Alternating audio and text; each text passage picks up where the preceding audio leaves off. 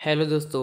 आज मैं बात करने जा रहा हूँ सर्वनायक विस्तार सीरीज़ के बारे में। जिस तरीके से मैंने सर्वनायक सीरीज़ के अब तक के जितने भी पार्ट्स आए हैं उनको अलग अलग खंडों में कवर किया है, उसी प्रकार से मैं सर्वनायक विस्तार के जितने भी अब तक पार्ट्स आए हैं उसको मैं अलग अलग खंडों में कवर करूँगा। क्योंकि इस मेन सर्वनायक सीरीज़ में काफ़ी सारे पार्ट्स आ चुके थे, तो इसलिए तकरीबन 3 या 4 खंडों में वो वीडियोस बनाई गई थी। लेकिन विस्तार के ज़्यादा पार्ट्स नहीं आए, तो मैं अ, अब तक जितने भी पार्ट्स आए हैं सर्वनायक विस्तार के, उसके हिसाब से मैं इस सीरीज़ को 2 खंड में कवर करूँगा। पहले खंड में पहले हमको पार्ट्स के नाम बताया था। सर्वनायक विस्तार सीरीज़ के फर्स्ट पार्ट का नाम है मौत का मैराथन। सेकंड पार्ट का नाम है विषपुत्रों का आगमन। थर्ड पार्ट का नाम है विक्षेत्र संरक्षणम। फोर्थ पार्ट का नाम है स्वर्ण नगरी की तबाही। ऑफ कोर्स कि इसके बाद 2 और पार्ट्स हैं, वो 2 पार्ट को मैं दूसरे खंड में कवर करूँगा। इस खंड में बस ये 4 पार्ट्स ही होंगे। स्टोरी कॉन्सेप्ट को बताने से पहले आपको मैं इन सभी कॉमिक्स के कवर आर्ट को फुल कवर आर्ट दिखा देता हूँ।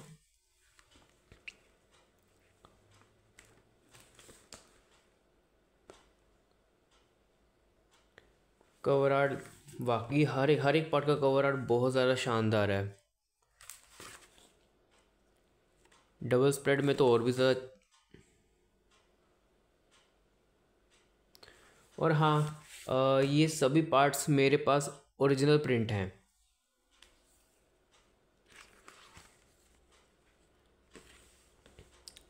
आपको एक बार मैं रेट भी दिखा दूंगा सभी के।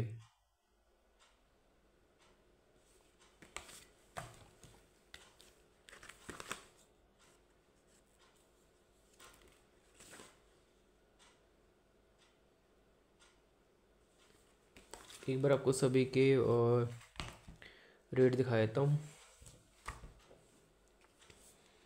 मौत का मैराथन 60 रुपीज़। विष पुत्रों का आगमन 60 रुपीज़।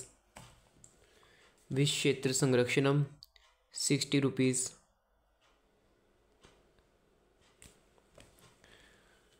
स्वर्ण नगरी की तबाही 80 रुपीज़। अभी ये जैसे सर्वनायक विस्तार है, ऑफ कोर्स ये मेन सर्वनायक सीरीज़ के पहले की स्टोरीज़ हैं। और RCSG द्वारा एक और पैरेलल सीरीज़ निकाली गई, मतलब जिस घोषणा क्या है कि सर्वनायक से रिलेटेड एक कॉमिक निकाली थी, स्थापत्य खंड प्रथम अध्याय, जो मेरे पास अभी आ चुकी है, अभी तक पढ़ी नहीं है। लेकिन मुझे ये नहीं पता कि वो जो स्थापत्य खंड है वो सर्वनायक विस्तार से पहले की स्टोरी है या जस्ट सर्वनायक से पहले की स्टोरी है, वो तो बाद में पता चलेगा। लेकिन ये क्लियर है कि ये मेन सर्वनायक सीरीज़ से पहले की स्टोरी है। तो मतलब क्या है कि जैसे हम मेन सर्वनायक सीरीज़ में काफ़ी सारे इवेंट्स को देखते हैं, तो उन इवेंट्स के पीछे का क्या राज है, क्या चीज़ है, क्या क्या जो जो भी हमने देखा है सर्वनायक में अब तक, क्यों है, क्या है, उसको विस्तार सीरीज़ के ज़रिए समझाने की कोशिश की गई है। ऑफ कोर्स कि ये पार्ट मतलब ये सीरीज़ 2015 में चालू हुई थी, सर्वनायक सीरीज़ के जस्ट 2 साल बाद। तो यही है कि बस पूरी सीरीज़ का कॉन्सेप्ट यही है कि जो सेटअप में होता है ना, सेटअप चीज़ों का सर्वनायक सीरीज़ में जो हमने चीज़ें देखी हुई हैं, उस पर उसका कोई एक्सप्लेनेशन नहीं है। उसका एक्सप्लेनेशन इसी सीरीज़ के ज़रिए बताने की कोशिश की गई है। मतलब बेसिकली एक सेटअप है। और हर एक कॉमिक का जो आर्ट वर्क है और स्टोरी बहुत ज़्यादा शानदार है। तो शुरुआती एक रहस्यमय अज्ञात स्थान से होती है, जहाँ एक घोड़े के आसपास काफ़ी सारे अजीब से क्रिएचर जो उसके ऊपर हमला करने आते हैं। तो ये कौन है क्या है ये सबको पढ़ के पता चलेगा। लेकिन हाँ ऑफ कोर्स इस सीन से रिलेटेड आपको मेन सर्वनायक सीरीज़ में आपको पता चले गया होगा कि ये कहाँ जा रही है सीन। तो अश्वराज के पास कोई आता है तो उसके बाद अश्वराज अपने एक सफ़र पे निकल पड़ता है। फिर कहानी स्विच होती है प्रेजेंट टाइम में, जहाँ क्या होता है कि ध्रुव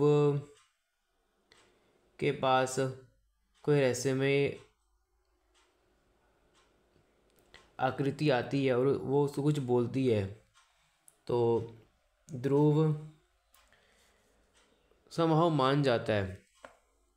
फिर दूसरी तरफ सीन क्या होता है कि जो कुछ बैड मतलब योद्धा के यूनिवर्स से कुछ कैरेक्टर्स का आगमन हुआ है। ये देखिए, बैटमैन और मैडम एक्स के बारे में जानने के लिए पढ़े योद्धा के पूर्व प्रकाशित कॉमिक्स योद्धा, आक्रमण, बलवा, नरभक्षी, बिजली। तो इन सब का इधर क्या रोल है वो तो आपको बाद में पता चलेगा, लेकिन जो भी है बहुत ही ज़्यादा मज़ेदार है। और दूसरी तरफ देखा जा रहा है कि ध्रुव कैंसर से उलझा हुआ है। एक्शन सीक्वेंस बहुत ज़्यादा बढ़िया है।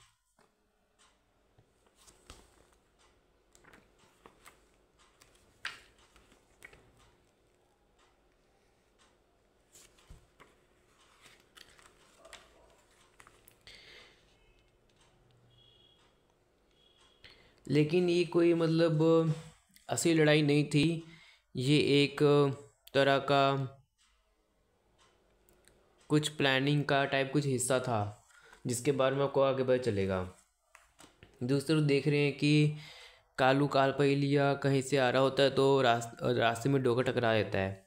और ऑफ कोर्स कि डोगा और काल पहिलिया की लड़ाई होती है, लेकिन आपको पता है कि कालू की हरकतें कैसी होती हैं और जाने से पहले कोई ना कोई क्लू छोड़ देता है। लेकिन इस बार मामला काफ़ी गंभीर है, एकदम से मतलब ममीज़ का हमला करवा देता है डोगा के ऊपर, जो बहुत शॉकिंग बात है डोगा के लिए भी कि कालू के पास इस चीज़ का एक्सेस कहाँ से आया।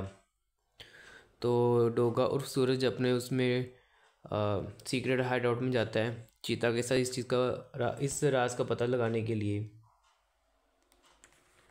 तो दूसरी तरफ एक अज्ञात आदमी किसी किताब को लेके मतलब पाकर बड़ा खुश है, और वो उस किताब में क्या कुछ लिखा होता है तो वो सारा पढ़ रहा होता है, जो एक्चुअल में महारावण सीरीज़ के जो इवेंट्स हुए थे उसका पूरा वर्णन इसमें है। और अगर आपने सर्वनायक सीरीज़ पढ़ी है तो आपको पता चलना चाहिए कि अज्ञात आदमी कौन है। दूसरी तरफ परमाणु और शीना के बीच में कुछ बहस हो रही होती है, या फिर नॉर्मल टॉक। और पास में कहानी शिफ्ट होती है, अश्वराज अपने किसी दुश्मन से लड़ते हुए दिखाई जा रहा है। और क्या है कि जितने भी मतलब मतलब थोड़े थोड़े कैरेक्टर जो हैं जो जिनका थोड़ा बहुत नाम है, जैसे रात की रानी हो गई, शीना हो गई, काली विधवा हो गई, लोमड़ी होगी, चीता हो गया, उन इन सबको एकत्रित किया जा रहा है। और जो हमने बैडमैन और मैडम एक्स को देखा था वो भी इधर आ चुके हैं। तो ये सब क्यों हुए हैं वो आपको इसी दिन में पता चलेगा। एक्चुअली क्या है कि स्टील और ध्रुव मिलके एक ऑर्गेनाइजेशन बनाते हैं फॉर सम रीज़न, जिसका नाम होगा वॉर। तो ऑफ कोर्स की पहले टीम को मतलब करने से मतलब बिठाने से पहले एक बार टेस्ट लेना भी ज़रूरी होता है। तो एक परीक्षा रखी जाती है जिसका नाम है मौत का मैराथन। तो टेस्ट क्या होंगे वो सब देखना काफ़ी इंटरेस्टिंग रहेगा। और वापस सीन पास में चली जाती है जहाँ अश्वराज अभी भी अपने एक दुश्मन से भिड़ रहा होता है।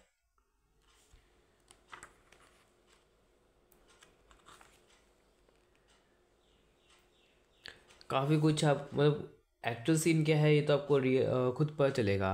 इधर बैडमैन को टास्क मिलता है कि बोना वामन जो इस जेल में है उसके जेल मतलब उसके खिलौनों को चुराना है, ये बैडमैन का टास्क है। तो काफ़ी कुछ सेटअप करने की कोशिश की गई है। और जो ये सीन दिखाया जा रहा है कि बैडमैन ध्रुव से टकरा रहा है, इसका भी एक कारण है।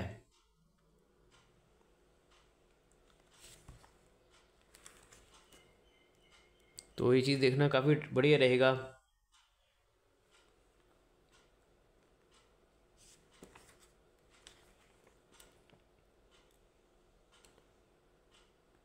और बैटमैन अपने टास्क में कामयाब हो जाता है। और दूसरी तरफ बाकी जो हैं अपने कैंडिडेट्स उनको भी परीक्षा में इधर उधर भेजा जाता है। जैसे इस वक्त इधर कौन है ये आपको पढ़ के पता चलेगा।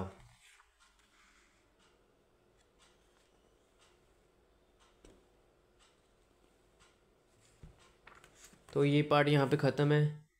सेकंड पार्ट विषपुत्रों का आगमन। इस पार्ट की शुरुआत होती है कि अगर आप नागदंत और नागमणि से, अगर आपने वेनोम सीरीज़ पढ़ी होगी तो उसको उसमें आपको पता चल याद होगा कि इन दोनों को एक तिलिस्मी आयाम में फेंका जाता है और ये उसी का ही सीन है, उसी आयाम से। तो ये दोनों बहुत कोशिश करते हैं कि कैसे इस जगह से निकलें, लेकिन निकल नहीं पाते। दूसरी तरफ वही अपना अश्वराज अपने सफ़र में लगा हुआ है। और इधर प्रेजेंट पास्ट में ही एक करेक्टर आपको देखने को मिलेगा जिसको आप बहुत अच्छे तरीके से जानते हो और नागराज की कॉमिक में आपने देखा भी है इसको। और प्रेजेंट टाइम में नागराज ध्यान लगा रहा होता है कि अचानक उसको विष और अमृत के मानस रूप दिखाई देते हैं जो उन नागराज को आने वाली खतरे की चेतावनी देते हैं। और वो इतना भयंकर है कि मतलब अगर उससे डील नहीं किया गया तो दुनिया तबाह हो जाएगी। फिर वापस से पास्ट में कहानी बताई जा रही है अश्वराज की, जो वो लड़ रहा है। फिर वही सीन जो आपने इस क्लास में देखा था कि जो अपनी मैडम एक्स है वो घिरी हुई है दुश्मनों के बीच में। तो बस वहीं से सीन कंटिन्यू किया जा रहा है। इसमें वही है कि एक साथ काफ़ी सारे इवेंट्स दिखाने की कोशिश की है, कभी प्रेजेंट में एक साथ दो दो जगह पे, कभी प्रेजेंट पास्ट में। तो है। और उधर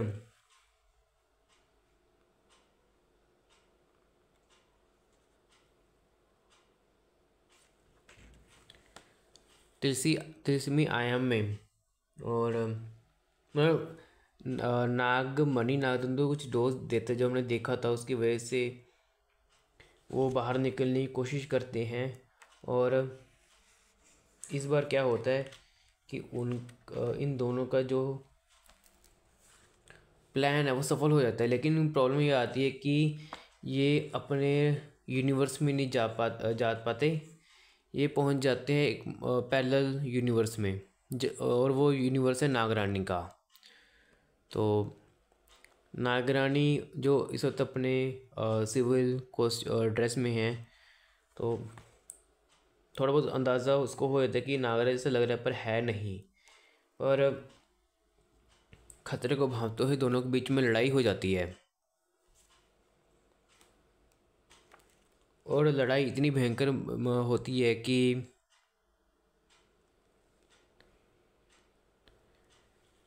नागरानी का जो बेटा बच्चा होता है उसको वहाँ सेव करना बहुत ज़रूरी होता है। ये मतलब जैसे नागराज की यूनिवर्स में भारती है, ये उसके यूनिवर्स, ये नागरानी की यूनिवर्स भारत है।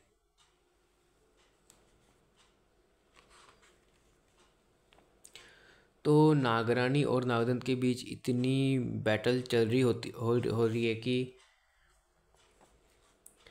मतलब बच्चे को बचाने, मतलब सुरक्षित रखने की जिम्मेदारी होती है दूसरे कैरेक्टर भरत के ऊपर।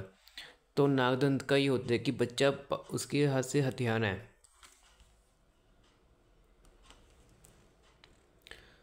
तो वापस से मेन यूनिवर्स में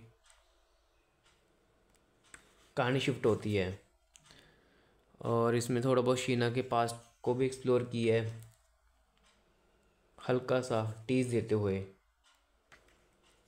काफ़ी सारे एक्शन सीक्वेंस देखने को मिलता है इस।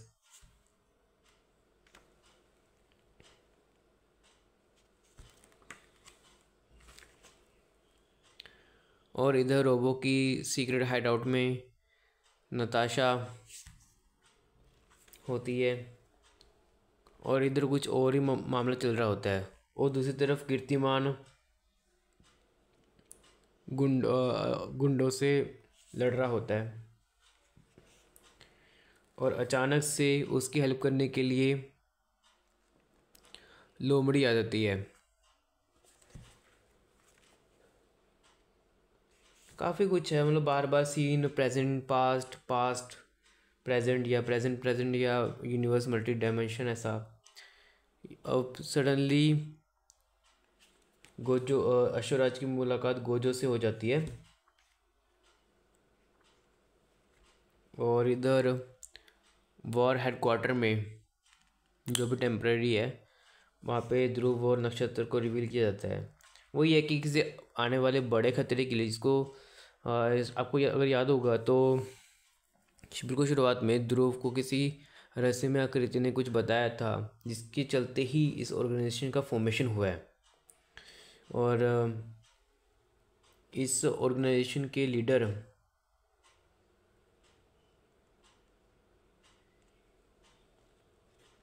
कौन है? इंस्पेक्टर स्टील और ध्रुव। और रहस्यमय आकृति आपको पता चल जाएगा कि कौन है। हालांकि इस पेज में है वो रहस्यमय आकृति। तो वही है कि सभी कैंडिडेट्स अपने अपने टेस्ट परफॉर्म कर रहे हैं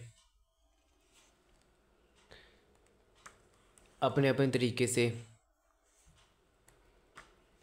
और इधर नागराज जो ध्यान लगाया हुआ था और बाद में विषअमृत की चेतावनी के बाद वो अपने स्नेक आई सिक्योरिटी हेडक्वार्टर में आता है और अपने बाकी जो नाग मित्र हैं उनसे वो मिलता है। तो क्योंकि फोर्स की बहुत बड़ा टॉपिक होता है तो सभी से एक बार वो विचार जाना चाह रहा है। तो इतने में क्या हो रहा है कि इनकी डिस्कशन चल रही होती है कि अचानक से नागरानी आती है नागराज के पास। और नागरानी की हालत देख नागराज पूछता है कि तुम्हारे इस हालत ये कैसी हुई? तो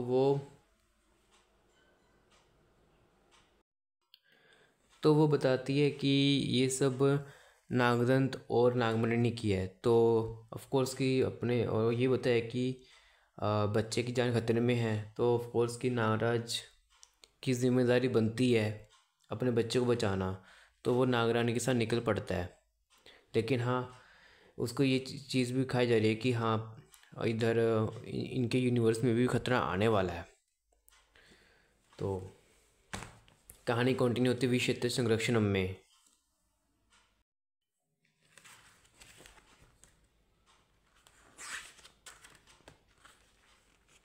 इधर डोगा अपने भी कालू का रहस्य जानने की कोशिश कर रहा होता है। तो उसको दोबारा से मम्मीज़ देखने को मिलती हैं। लेकिन अब क्या है कि वो अब मम्मीज़ में से कोई एक एक्टिवेट हो जाता है और डोगा के ऊपर हमला करना चालू कर देता है। दूसरी तरफ हम क्या देखते हैं कि जो दादा वीराचार्य हैं वो फेसलेस को कुछ बोलते हैं कि ये चीज़ करने के लिए। तो विद्याचार्य फेसलेस को एक दूसरे यूनिवर्स में भेज देते हैं और वापस कहानी शिफ्ट होती है पास्ट में, जहाँ गोजो और अश्वराज किसी जगह पे जाते हैं, मतलब तो वहाँ पे उनको ऊपर हमला हो जाता है। और प्रेजेंट टाइम में कुछ और ही चीज़ चल रही होती है कि प्रतिरूपों की ही आपस में लड़ाई देखने को मिलेगी, ऐसी सोडांगी सोडांगी शीतनाग, मतलब ऑफ कोर्स ये एक ओरिजिनल है तो दूसरा प्रतिरूप है। तो यहाँ पे भी काफ़ी सारा एक्शन सीक्वेंस देखने को मिलता है जो कि बहुत ज़्यादा मज़ेदार है। और दूसरी तरफ ऑफ कोर्स कि नागदंत और नागमणि बच्चे को पाने में कामयाब हो जाते हैं और नागमणि एक्सपेरिमेंट परफॉर्म कर रहा होता है। तो अब नागराज की एंट्री हो जाती है नागरानी के साथ। तो इधर नागराज और नागदंत में बहुत ज़्यादा फाइट्स चालू हो जाती है, लेकिन इस बार मज़ेदार बात यह है कि जो उस पिछले पिछले पार्ट की शुरुआत में जिस चीज़ का सीरम दिया था नागदंत को, उसने नागदंत की पावर्स को इन्हांस कर दिया। तो ये मतलब क्या है कि जैसे मैं बताया कि सभी कॉमिक्स के जो आर्ट वर्क हैं वो बहुत ज़्यादा मज़ेदार हैं। और ख़ास तौर पे इस पार्ट में नागराज और नागदंत का जो एक्शन सीक्वेंस है वो बहुत ज़्यादा ज़बरदस्त देखने को मिलता है। मतलब इतना आइकॉनिक एक्शन कि सही में मज़ा आ जाता है। और दूसरी तरफ सीन स्विच होता है डोगा वर्सेस मम्मी में। और डोगा ऑफ कोर्स कि अपने ही स्टाइल से मम्मी को हरा देता है। और बाद में पता चलता है कि इन सब के पीछे मतलब ऑफ कोर्स कि कालू है, लेकिन कालू के पास मम्मी का एक्सेस कैसे आया वो आपको पता चलेगा इस पेज में। और वो और ये एक जो कैरेक्टर है ये और कोई नहीं, ये है आंखें सामन। और इस कैरेक्टर को आप बहुत अच्छे से जानते हो अगर आपने नागराज की शुरुआती कॉमिक्स पढ़ी हैं। तो सीन वापस शिफ्ट होता है त्रिनाग पर्वत में, जहाँ कैरेक्टर्स अपने ही प्रतिरूप से निपट रहे होते हैं। और पास्ट में कहानी शिफ्ट होती है जहाँ गोजो और अश्वराज भिड़ रहे होते हैं कि अचानक से क्या होता है कि अश्वराज के अंदर से जो उसका अश्वरूप है वो बाहर निकल जाता है, जिसको देख के गोजो बहुत हैरान होता है और पूछता है अश्वराज से कि ये क्या है। अश्वराज को भी अपने इस पावर के बारे में पता ही नहीं होता। और बाद में पता चलता है कि आगे चल के कि इन दोनों के सफ़र का कारण क्या था। और वो कारण ये था कि किसी ने कुदुम बिजली का और एक और कैरेक्टर को कैद किया है।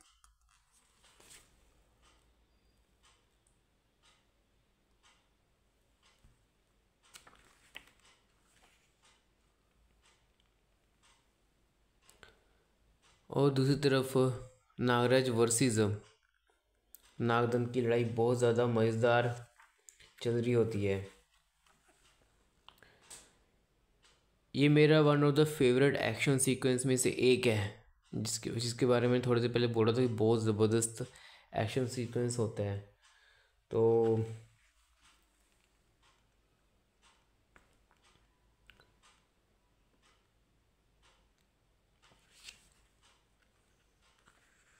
ऑफ कोर्स नागराज नागदंत को ओवर पावर कर जाता है और नागदंत को हराने के बाद नागराज और नागरानी नागमणि के पास पहुंचते हैं और नागदंत दोबारा से आ जाते थोड़ी देर के बाद और वापस से लड़ाई चालू होती है। देखिए ना, नागराज और नागरानी दोनों मिलके उस उनसे लड़ रहे होते हैं कि अचानक से इन दोनों की हेल्प करने के लिए फेसलेस आ जाती है। तो फिर क्या होता है कि थोड़ी देर के बाद उन दोनों को हराया जाता है और वापस से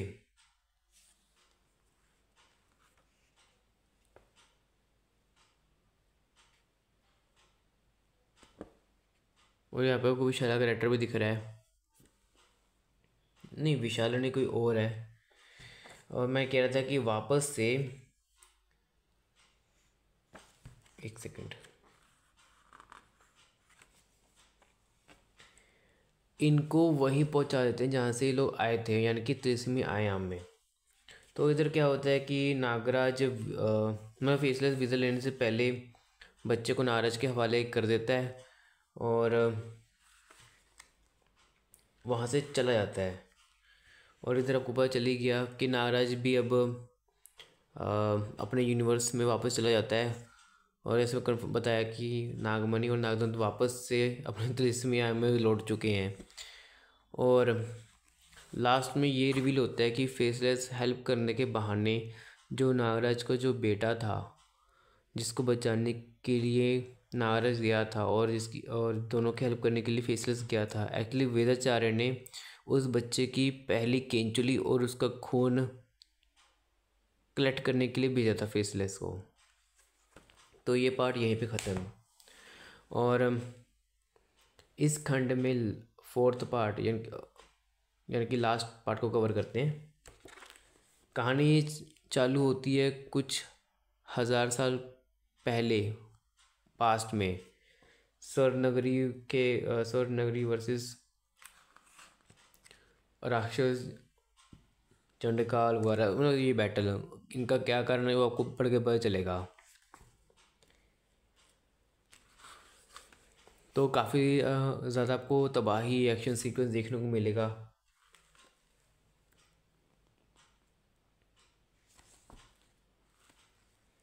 और दूसरी तरफ आपको गजबलदोरी दिखाया जा रहा है, जिसको आप जानते हो कि ये कौन है। और दूसरी तरफ एक आकृति बैठी हुई है और वो कुछ चीज़ें बयान कर रही है अपने मन में। और आपको सद्धम का एक सीन देखने को मिलेगा और नीचे लिखा हुआ है कि सद्धम के बारे में जानने के लिए पढ़े विध्वंस और परकाले। ये भी one of the best villains में से एक था। और कहना है कि मतलब इन 2 पेज में काफ़ी कुछ विलन्स का एक मोन्टाज दिखाया जाता है, जैसे निशाचर हो गया, विभत्सु हो गया, चंडकाल हो गया, अपना शंबुक हो गया। और ये वाला कैरेक्टर किसी से बात कर रहा है रहस्यमय कृति से, वो कौन है, मतलब रहस्यमय कैरेक्टर कौन है वो तो नहीं पता, लेकिन ये कैरेक्टर जो है ये हमने देखा था चुम्बा सम्राट सीरीज़ में, अगर आपको याद है तो कहानी वापस प्रेजेंट टाइम में शिफ्ट होती है कि नागराज वापस आ चुका है अपने आयाम में और वापस से अपने ध्यान में लग जाता है। और दूसरी तरफ वेदाचार्य फेसलेस से केंचुली और खून ले लेता है और फेसलेस को वहाँ से रवाना कर देता है, क्योंकि वेदाचार्य ये नहीं चाहता कि फेसलेस जाने की वो ऐसा क्यों कर रहा है। तो फेसलेस के जाने के बाद वेदाचार्य विसर्पी को बुलाते हैं और विसर्पी को बुलाने का क्या रीज़न है वो आपको बाद में पता चलेगा। और दूसरी तरफ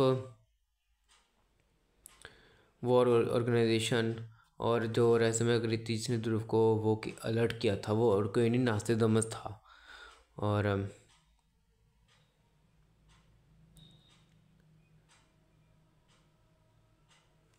तो काफ़ी कुछ एक्सप्लेन होता है इस सीन में।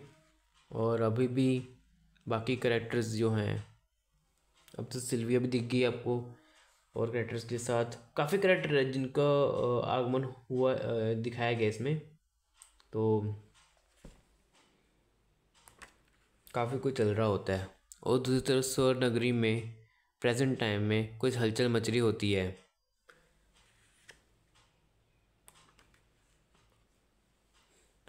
वो हलचल राक्षसों की वजह से हो रही होती है।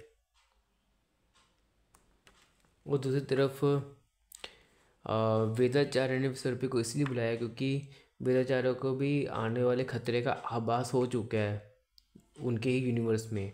और क्या है कि जैसे नागरानी की यूनिवर्स में नागराज का बेटा है, तो वेदाचार्य के अकॉर्डिंग कि इस यूनिवर्स में अगर नागराज का बेटा हो विसर्पी के साथ, मतलब नागराज और विसर्पी का बेटा, क्योंकि ऑफकोर्स इस क्रिया के ज़रिए जिस तरीके से फुंकार कॉमिक में वेदाचार्य वो करेक्टर था जिसने नागरानी को नागराज का बेटा प्रोवाइड किया था, वैसे ही कुछ क्रिया विसर्पी के साथ हो रही है, लेकिन अब खुद के आयाम के लिए, जो आगे चल के पता चलेगा भी ऐसा क्यों, लेकिन अभी पता नहीं है, लेकिन आगे आने वाले पार्ट्स में पता चलेगा।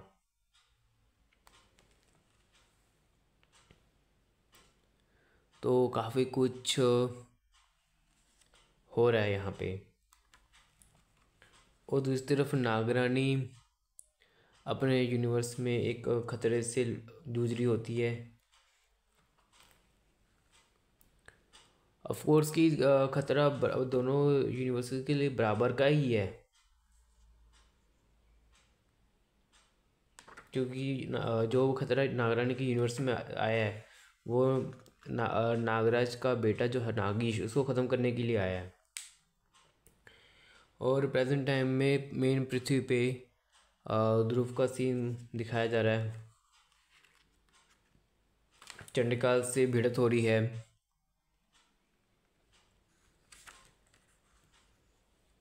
तो काफ़ी कुछ है इस पार्ट में स्वर्ण नगरी से रिलेटेड। एक्चुअल में क्या है वो तो आपको पढ़ने के बाद ही पता चलेगा, पर जो है बहुत सही है।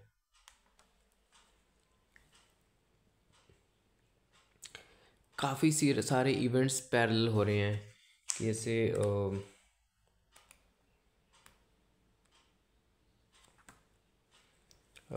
विसर्पी वेदाचार्य का सीन, मतलब ऑफ कोर्स कि तिलस्म वेदाचार्य के तिलस्म घर में अटैक होता है वो, फिर नागरानी के आयाम में अटैक हो रहा है वो, स्वर्ण नगरी में अटैक हो रहा है वो, ध्रुव वर्ष चंडकाल, मतलब सभी सीन में कुछ ना कुछ हो रहा है। और इधर दो रहस्यमय आकृति दिखाई गई है जिनको